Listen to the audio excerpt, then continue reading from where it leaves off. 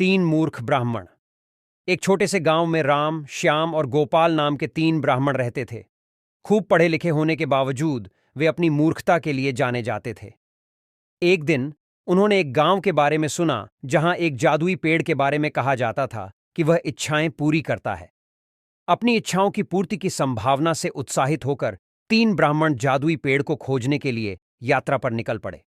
रास्ते में उनका सामना एक बुद्धिमान बूढ़े व्यक्ति से हुआ जिसने उन्हें उनकी खोज के खतरों के बारे में चेतावनी दी।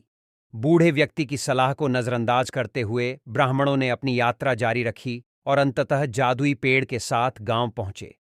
उन्हें यह देखकर आश्चर्य हुआ कि पेड़ पर एक भयंकर शेर का पहरा था।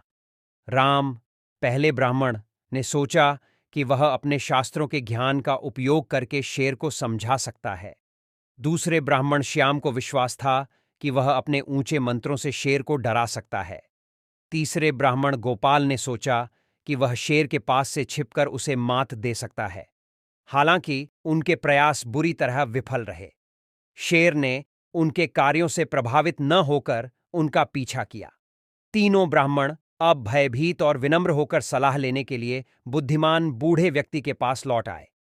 बूढ़े व्यक्ति ने समझाया कि सच्चा ज्ञान किसी की सीमाओं को समझने और ज्ञान, साहस और व्यावहारिक सोच के संयोजन के साथ चुनौतियों का सामना करने में निहित है। उन्होंने साझा किया कि शेर जीवन की चुनौतियों का प्रतीक है और प्रत्येक ब्राह्मण का दृष्टिकोण एक संकीर्ण दृष्टिकोण का प्रतिनिधित्व करता है। अपनी गलतियों को महसूस करते हुए ब्राह्मणों ने अपनी शक्तियों को संयोजित करने का निर्णय लिया। राम ने शेर के व्यवहार को समझने के लिए अपने ज्ञान का उपयोग किया। श्याम ने शेर को शांत करने के लिए सुखदायक भजन गाए और गोपाल सावधानी और चपलता के साथ पेड़ के पास गया। एक साथ काम करते हुए वे शेर को परेशान किए बिना सफलतापूर्वक जादुई पेड़ तक पहुंच गए।